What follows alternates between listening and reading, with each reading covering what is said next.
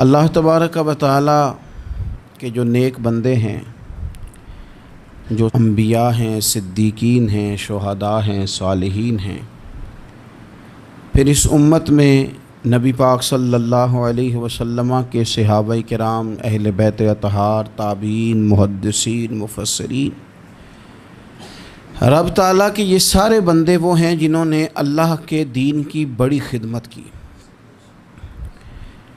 اپنی جتنی صلاحیتیں اللہ نے انہیں دی تھیں وہ ساری دین کے لیے انہوں نے خرچ کی۔ ان لوگوں نے اپنے اوقات سارے دین کو دے دیے، مالی وسائل جتنے ان کے پاس موجود تھے وہ سارے انہوں نے دین کو دیے۔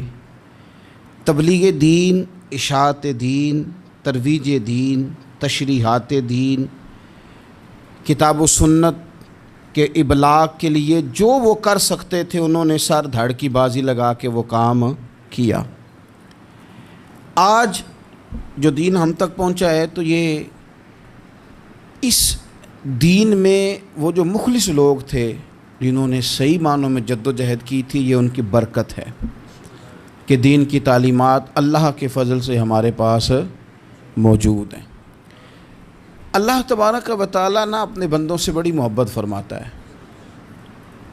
اور رب کریم تو ساری مخلوق سے ہی بڑا پیار کرتا ہے، لیکن اگر کوئی بندہ نیک بھی ہو، صالح بھی ہو، پرہیزگار بھی ہو، پھر تو وہ اللہ کا محبوب بن جاتا ہے۔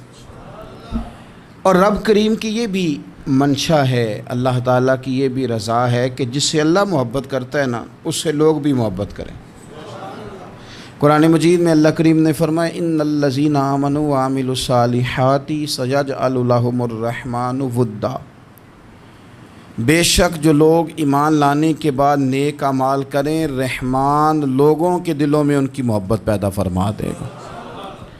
صحیح بخاری اور صحیح مسلم میں حدیث ہے، نبی پاک علیہ السلام فرماتے ہیں جب اللہ تعالیٰ کسی بندے سے محبت کرتا ہے تو حضرت جبریل امین علیہ السلام کو بلاتا ہے اور بلا کر کے فرماتے ہیں جبریل میں فلاں آدمی سے محبت کرتا ہوں، آسمان دنیا پہ اعلان کر دو کہ سارے لوگ اس سے محبت کریں۔ اور پھر فرماتے ہیں کہ اے جبریل امین علیہ السلام آپ دنیا میں لوگوں کے دلوں میں یہ بات ڈال دیں کہ اللہ فلاں آدمی سے پیار کرتا ہے لہذا سارے اس سے محبت کرو۔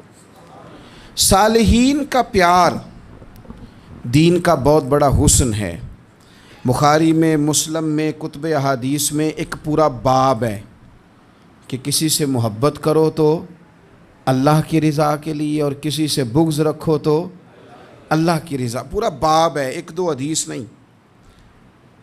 اب ہوتا یہ ہے کہ ہمارے زمانے میں کچھ لوگ تو بیچارے ویسے ہی بڑے بعض چیزوں سے آوازان ہیں، ان کی طبیعتیں ویسے ہی بڑی تلخ ہیں، بڑی ترش ہیں، وہ ویسے ہی ذرا دنیا سے ہٹ کے چلنا چاہتے ہیں، ان کا مزاج ہے۔ وہ کیا کرتے ہیں کہ وہ بدگمانیاں پیدا کرنا، سوسائٹی کے اندر بری سوچوں کا فروغ دینا اپنے لیے وہ ضروری سمجھتے ہیں اور اپنی ذمہ داری سمجھتے ہیں۔ میں اکثر یہ مثال دیا کرتا ہوں کہ محبت بھی اگر ہم پیدا کرنا چاہیں تو پیدا ہو سکتی ہے، اور کسی کی عداوت پیدا کرنا چاہیں تو وہ کام بھی ہو جاتا ہے۔ بہو جانا چاہ رہی تھی میکے،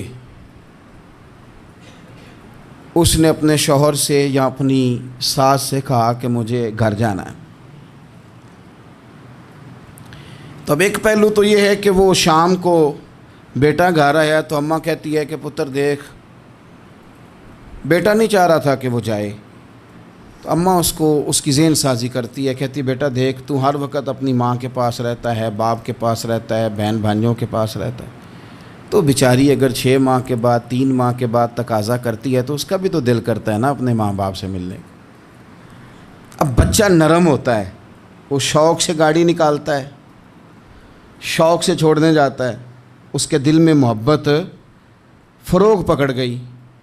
ایک پہلو یہ ہے کہ اس نے مطالبہ کیا بہو نے کہ مجھے جانا ہے میکے، تو ساس صاحبہ نے شام کو اپنے بیٹے سے کہا کہ کوئی طریقہ تو نہیں نا روز جانے کا، اور جب یہ وہاں سے ہو کے آتی ہے تو اس کا لہجہ ٹھیک نہیں رہتا، پھر یہ اس کو غلط مشورے ملتے ہیں، تو پہلے تو وہ صاحب ویسے لڑائی شروع کر دیں گے کہ جانا ہی نہیں، اور جب بات بڑی بڑھے گی تو وہ جائیں گے تو ساتھ یہ کہیں گے کہ جاؤں گا ضرور پر دروازے پہ چھوڑ کے آ جاؤں گا، میں نے اندر کیوں کہ یہ بھی کسی نے پیچھے سے اس کو بھرا ہے۔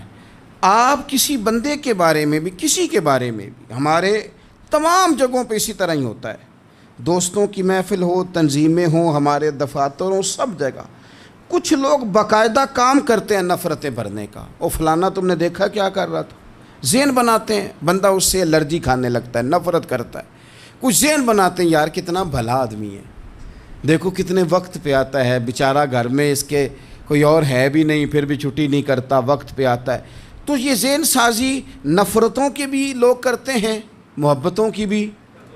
ایک مثال اور دے دوں چھوٹی سی، ایک مکھی وہ ہے کہ آپ کا پورا وجود موجود ہے پر وہ وہاں بیٹھے گی جہاں پیپ ہے جسم میں، باقی کسی جگہ نہیں بیٹھ، اس کا مزاج ہے غلاظت والی جگہ پہ بیٹھ، مزاج ہے، اس نے ڈھونڈ گئی کسی غلط بات پہ، ساتھ ہی غلط طبیعت ہے اس کی، مانتے نہیں بہت سے لوگ پر غیبت کے قائل ہوتے ہیں، ذہن میں فطور ہوتا ہے، بیٹھنا ہی غلط جگہ پہ، حالانکہ باقی سارا جسم موجود ہے، پیپ والی جگہ پہ، ریشے والی جگہ پہ، زخم والی جگہ پہ بیٹھنا ہے، اور وہاں سے اٹھ کے جب کہیں اور بیٹھنا ہے تو وہاں بیماری پھیلانی۔ ایک مکھی وہ بھی ہے جو ڈھونڈتی ہے سارا زمانہ پر بیٹھتی پھول پہ ہے، اور جب وہ پھول پر بیٹھ کر اپنے گھونسلے میں جا کے بیٹھتی ہے تو پتہ ہے وہاں کیا پیدا ہوتا ہے؟ شہد پیدا ہوتا ہے، اور شہد وہ ہے جو شفا دیتا ہے۔ آج کچھ لوگوں نے پراپوگیٹ کر دی چیزیں، ولی کیا ہوتے ہیں، درویش کیا ہوتے ہیں، صوفی کیا ہوتے ہیں، قرآن پاک پڑھو، نماز پڑھو، عبادت کرو، ختم ہو گئی بات۔ او خدا کے بندو سمجھو، یہ ولی تھے جن کو صحابہ کہا جاتا ہے، ولی ہی تھے جن کو اہل بیت کہا جاتا ہے، قرآن پاک کے دفاع کے لیے، احادیث کی حرمت کے لیے، دین کی تبلیغ کے لیے جو میدانوں میں نکلا کرتے تھے انہیں ولی کہا جاتا تھا۔ ولی کا معنی اللہ کا دوست، ان سے پیار کرنا، ان کے لیے اپنے دل میں جذبات رکھنا۔ بخاری مسلم میں حدیث ہے، نبی پاک علیہ السلام نے فرمایا جو دو لوگ رب کی رضا کے لیے آپس میں پیار کریں، جو اللہ کی رضا کے لیے آپس میں پیار کریں، اللہ ان دونوں سے محبت فرماتا ہے۔ آپ غور کریں، اللہ کے نیک بندوں کا پیار۔ سال داتا گنج بخش علی حجویری رحمۃ اللہ علیہ نے کشف المعجوب شریف میں لکھا ہے، خواجہ حسن بصری کا قول۔ خواجہ حسن بصری تابعی ہیں، حضرت مولا علی شیر خدا کرم اللہ تعالی وجہہ الکریم کے شاگرد ہیں، فیض یاب ہونے والے ہیں صحابہ سے، بڑی باریک بات کرتے ہیں، فرماتے ہیں برے لوگوں کی صحبت میں نہ بیٹھنا، برے لوگوں کی باتیں نہ سننا۔ اگر تم برے لوگوں کی صحبت میں بیٹھو گے، برے لوگوں کی باتیں سنو گے تو وہ تمہیں اچھے لوگوں سے بدگمان کر دیں گے، تمہاری فکر میں، تمہارے ذہن میں وہ اچھے لوگوں کے خلاف چیزیں بھر دیں گے۔ برے لوگوں کی صحبت اچھے لوگوں سے بندے کو دور کر دیتی ہے۔ تو بھائی اچھے لوگوں کی صحبت میں آئیں گے آپ تو اچھے لوگوں کے بارے میں آپ کی ذہن سازی ہوگی۔ اللہ کے نیک بندوں سے پیار کریں، ان کے ساتھ محبت کریں، ان کے لیے اپنے دل کے اندر اچھے جذبات، یہ ہمارے پاس ہیں داتا علی حجویری، ان کے مزار شریف پہ حاضری دیں۔ دیکھیں غلط کام جہاں ہوتا ہو غلط کام کو روکا جاتا ہے، اصل چیز کو بدل نہیں دیا جاتا۔ داتا صاحب محسن ہیں اس امت کے، اور ڈاکٹر اقبال نے کہا سید حجویر مخدوم امم، داتا صاحب تو وہ ہیں کہ امت ساری کے مخدوم ہیں، ساری امت کو ان کی خدمت کرنی چاہیے۔ داتا صاحب رحمۃ اللہ تعالیٰ علیہ کی کشف المعجوب آپ پڑھیں تو سطر سطر روشنی، جگہ جگہ آپ کے لیے خیر، تعلیمات۔ داتا صاحب نے دین کا کام کیا، ڈیوٹی کی۔ عرس شریف پہ تو میں بھی نہیں جا پاتا، رش بڑا ہوتا ہے، خرافات بھی بعض جگہ پہ بڑی ہوتی ہیں، بعض ایسے کام ہوتے ہیں جو قطعاً نہیں ہونے چاہیے اور ان کی ہر فورم پہ مذمت ہونی چاہیے، پر ہمیں داتا صاحب کی حاضری تو نہیں نہ چھوڑنی چاہیے۔ ہمیں تو کوشش چلیں عرس سے پہلے یا عرس کے بعد، میری اپیل ہے ضرور جائیے گا، اور جا کے نا تو ضروری نہیں کہ آپ کوئی خاص دل کے اندر بات ہی لے کے جائیں، آپ داتا صاحب جا کر صرف اتنا کہیں کہ حضور آپ نے جو دین کی خدمت کی ہے، ہم تو اس خدمت پر آپ کو سلامی دینے آئے ہیں۔ ہم تو صرف سلام کرنے ہیں کہ آپ نے کمال نوکری کی دین کی۔ اپنے بزرگوں کے ساتھ اپنی عقیدت، اپنی ارادت، اپنی محبت، اپنا پیار مضبوط کریں، ان کے لیے اپنے دلوں کے اندر خیر کے جذبات ہمیشہ رکھیں۔ صحابہ کرام کے لیے، اہل بیت اطہار کے لیے، امام بخاری کے لیے، امام مسلم کے لیے، صوفیاء کے لیے، حضرت غوث پاک جیلانی کے لیے، خواجہ معین الدین اجمیری کے لیے، حضرت بہاؤالحق نقش بند بخاری کے لیے، حضرت سیدنا داتا علی اجمیری کے لیے، حضرت پیر سید مہر علی شاہ کے لیے، امام احمد رضا بریلوی کے لیے، علیہم الرحمہ۔ اچھے جذبات ہوں، اچھا ذہن ہو، اچھا گمان ہو، آپ کی طبیعت چاہے کہ آپ ان لوگوں کی تعلیمات پڑھیں، جو طرز حیات انہوں نے اختیار کیا، اس طرز حیات پر ہم بھی عمل کریں، ہم بھی اپنی زندگی اسی طرح سنت اور شریعت کے مطابق گزاریں جو ان لوگوں کا نہج اور ان لوگوں کا طریقہ تھا۔ الترغیب و ترہیب میں ایک روایت موجود ہے، ایک تابعی بزرگ ہیں حضرت ابو ادریس خولانی رضی اللہ تعالیٰ، وہ کہتے ہیں میں دمشق کی جامع مسجد میں داخل ہوا تو میں نے دیکھا کہ ایک نوجوان، بالکل کالی داڑھی لیکن بڑے خوبصورت چمکتے ہوئے دانت ان کے، لوگ ارد گرد کافی سارے بیٹھے تھے، مختلف مسائل پہ بات کر رہے تھے۔ جب لوگ الجھ جاتے نا اور کسی مسئلے میں ان سے کام آگے نہ بڑھ پاتا تو وہ پھر اس نوجوان کی طرف رجوع کرتے اور وہ جوان دو چار باتوں میں فوراً مسئلہ حل کر دیتے۔ کہتے میں نے ایک شخص سے پوچھا یہ کون ہے اتنی نورانی شخصیت؟ تو کہتے ہیں مجھ سے کہنے لگے آپ نہیں جانتے، یہ تو صحابی رسول حضرت معاذ ابن جبل رضی اللہ تعالیٰ، یہ تو نبی پاک صلی اللہ علیہ وسلم کے صحابی حضرت معاذ بن جبل ہیں۔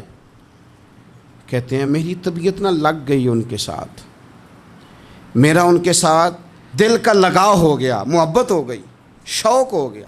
ہم نے چونکہ اولیاء کو، صوفیاء کو، صحابہ کو، اہل بیت کو اس طرح لوگوں کے سامنے پیش نہیں کیا، اس لیے ہمارے بچوں نے آئیڈیل بنایا ہے نئے دور کے فیشن کو۔ ہماری آنے والی قوم کسی امیر ترین شخص کو آئیڈیل بناتی ہے، پھر وہ سارے غلط ملت رستے اختیار کر کے وہاں تک جانا چاہتی ہے، وہاں جو آدمی کھڑا ہے وہ کسی بھی صورت میں اپنے آپ کو فیمس کر کے دنیا کے سامنے لانا چاہتی ہے، چاہے انہیں کسی طرح کا بھی کوئی روپ دھارنا پڑے۔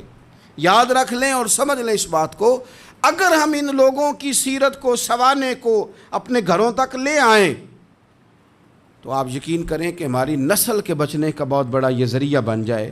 اب جوان ہے یہ بھی، لیکن امت کے مسائل حل کر رہے ہیں۔ حضرت ابو ادریس خولانی کہتے ہیں مجھے ان کی یہ طبیعت دیکھی تو پیار ہو گیا ان سے۔ اس دن تو رش بڑا تھا، میں نے سوچا کہ کل جلدی آؤں گا اور ان سے ملاقات کروں گا۔ کہتے ہیں میں اپنی طرف سے سب سے پہلے مسجد میں پہنچا، لیکن حضرت معاذ ابن جبل تو مجھ سے پہلے مسجد میں موجود تھے اور وہ نفل پڑھ رہے تھے۔ فرماتے ہیں جب وہ فارغ ہوئے تو میں ان کے قریب گیا اور میں نے جا کے کہا حضور مجھے اللہ کی قسم ہو مجھے آپ سے محبت ہو گئی ہے، اللہ کی رضا کے لیے آپ مجھے اچھے لگتے ہیں۔ مشکاہ شریف میں ایک حدیث ہے، حضور نے فرمایا جس سے تم محبت کرو نا اللہ کی رضا کے لیے، اسے بتاؤ بھی کہ مجھے آپ سے محبت ہے، اسے بتاؤ بھی، تاکہ وہ بھی آپ کے لیے اچھے جذبہ۔ محبت جو ہوتی ہے یہ اظہار کی محتاج تو نہیں ہوتی، لیکن محبت میں اظہار ضرور ہوتا ہے، محتاج تو نہیں، لیکن ہر چیز دل میں رکھنے کی نہیں ہوتی، کچھ زبان سے کہنے کی بھی ہوتی ہے، کچھ کہنے کی چیزیں بھی ہوتی ہیں اور وہ کہہ بھی دینی چاہیے، لیکن اتنی ہی کہنی چاہیے جتنی ضرورت ہو، 2 4 5 قدم آگے بڑھ کے نہیں۔ اس میں بھی تکلف آ جاتا ہے، تصنع آ جاتی ہے، بناوٹ آ جاتی ہے۔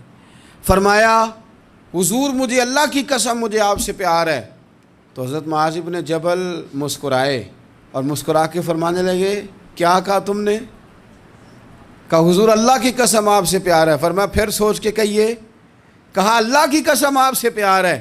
فرماتے انہوں نے نا میرا کپڑا پکڑ کے مجھے کھینچا اور قریب کر کے کہنے لگے سن پھر میں نے نبی پاک سے سنا ہے جو 2 بندے رب کی رضا کے لیے آپس میں محبت کریں اللہ کی محبت ان کے لیے واجب ہو جاتی ہے، پھر اللہ ان سے پیار کرتا ہے۔ اگر وہ اللہ کی رضا کے لیے محبت کریں. ہماری محبتوں میں نا دنیاوی اغراض بڑھیں. اوئے ہوئے ہوئے، ہر دعوت صرف اسی لیے ہوتی ہے کہ وہ بندہ بلاؤ جو میرے کام آئے گا. ہر تحفہ اس لیے آگے کی طرف روانہ کیا جاتا ہے کہ اس شخص کو بلاؤ جو کل میرے کام آئے گا. عزیز بھائی، اللہ کے نیک بندے سے اللہ کا بندہ سمجھ کے پیار کریں، اور اللہ کا نیک بندہ سمجھ کے اس کے ساتھ فوٹو آنا ضروری نہیں، اس کے ساتھ پیار ہونا ضروری ہے. اور اگر محبت اخلاص والی ہو، پیار والی ہو، عقیدت والی ہو، تو حضرت ابو ذر غفاری نے تو کہا تھا یا رسول اللہ اگر بندہ کسی نیک بندے سے پیار کرے، نہ اس سے مل سکے، نہ اس طرح کے کام کر سکے، پھر بھی کوئی نتیجہ نکلے گا، تو حضور نے فرمایا پیار خالص کرے، اللہ قیامت کے دن دونوں کو جمع فرما دے گا. جو جس سے محبت کرے گا صبح قیامت اسی کے ساتھ ہوگا. شاید اسی لیے کسی پنجابی کے شاعر نے کہا تھا کہ اساں جے ہاں گناہیاں دا جدوں اعمال نامہ پھرول ہوئے، ذرے ذرے نے سامنے آ جانا ہے، جو منہ تھی بولیا بول ہوئے، اساں بھی کول حضور دے بیٹھ رہنا ہے، لکھ عمل ترکڑی تول ہوئے، ادوں کولوں کی رب نے حساب لینا جڑا بیٹھا ہی محمد دے کول ہو. تو اللہ کے بندوں سے اللہ کی رضا کے لیے پیار کریں، اس میں للہیت پائی جائے. للہیت ہو، اس میں کوئی اور نہ ہو، بندہ ہو اور اللہ کی رضا ہو، یعنی درمیان میں رب ہو، اور تیسرا وہ شخص ہو.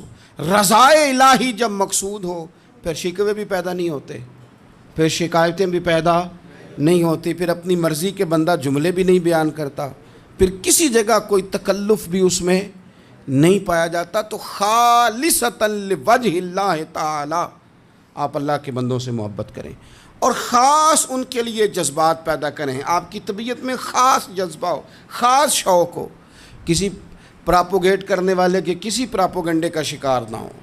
آپ کی طبیعت ہو، طبی میلان ہو، ذوق ہو. حضرت حرم بن حیان تابعی ہیں، فرماتے ہیں جب میں نے یہ حدیث سنی نا کہ نبی پاک علیہ السلام نے فرمایا ہے کہ حضرت اویس کرنی ان کی دعا کی برکت سے اللہ میری امت کے لوگوں کی بخشش کرے گا. اور جب میں نے یہ سنا کہ حضرت مولا علی جیسے لوگ، حضرت عمر فاروق جیسے لوگوں کو جبہ دے کے بھیجا گیا ہے، اور حضور نے بھیج کے کہا ہے کہ اویس سے کہنا میری امت کے لیے دعا کرے، تو فرماتے ہیں میرے سینے میں لو لگ گئی کہ میں حضرت اویس کرنی سے ملوں. میری طبیعت لگ گئی، میرا شوق آ گیا کہ میں خواجہ اویس کرنی رضی اللہ تعالیٰ عنہ سے ملوں. میں نکل پڑا، اللہ کے بندے کے لیے نکلا. حضرت حرم بن حیان کہتے ہیں، اس کو ابن الجوزی نے بھی لکھا ہے، داتا گنج بخش علی اجویری نے بھی لکھا ہے، کہتے ہیں میں ڈھونڈنے لگا حضرت اویس کرنی کو، بڑے شہروں میں گیا پر وہ ملے نہیں. داتا صاحب کہتے ہیں وہ حال والے آدمی تھے، ان پر بھی حال تاری رہتا تھا، اسی کسے دے کچھ نہیں جے لگتے تے نہ کوئی ساڈا دردی، وہ بھی اپنی کیفیت میں رہتے تھے. داتا صاحب نے لکھا ہے جب دنیا ہستی تھی تو حضرت اویس کرنی رویا کرتے تھے، اور جب لوگ روتے تھے تو وہ ہنستے تھے. وہ سادہ غذا کھاتے تھے، کسی سے کوئی لین دین نہیں، اپنے طرز کلام، اپنی زندگی. یہ لوگ بھی بڑے شاندار ہوتے ہیں. فرماتے ہیں کہ وہ اپنے حال میں رہتے تھے. حضرت حرم بن حیان کہتے ہیں میں نے بڑی جگہ ڈھونڈا، پر میں جہاں جاتا لوگ کہتے ہاں گندمی رنگ والے، ہاں جن کے چہرے پر کچھ برس کے داغ ہیں، وہ جن کا چہرہ اور وجود بڑا روب والا ہے، وہ اویس کرنی. کہتے ہیں میں ڈھونڈتا جس شہر میں جاتا لوگ کہتے وہ آئے تھے پر چلے گئے. وہ کسی نے کہا تھا نا اویسیوں میں بیٹھ جا، بلالیوں میں بیٹھ جا، صفیں تو سب بچھی ہیں تو عشق والیوں میں بیٹھ جا. فرماتے میں وہ صفیں تلاش کرتا ڈھونڈتا، نہ ملے مجھے. بالآخر میں عراق پہنچ گیا، نہر فرات کے کنارے ساری دنیا سے علیحدہ ہو کے وضو کر رہے تھے. کہتے ہیں میں پیچھے کھڑا ہوں، میں نے جا کے کہا السلام علیکم، تو حضرت اویس کرنی چہرہ اٹھا کے کہنے لگے وعلیکم السلام حرم بن حیان. تو میں نے کہا حضور آپ مجھے جانتے ہیں؟ فرمانے لگے عارف تو روحی من روحی کا، میری روح تیری روح کی جاننے والی ہے. کہتے ہیں میں نے کہا حضور کو نصیحت کر دیں.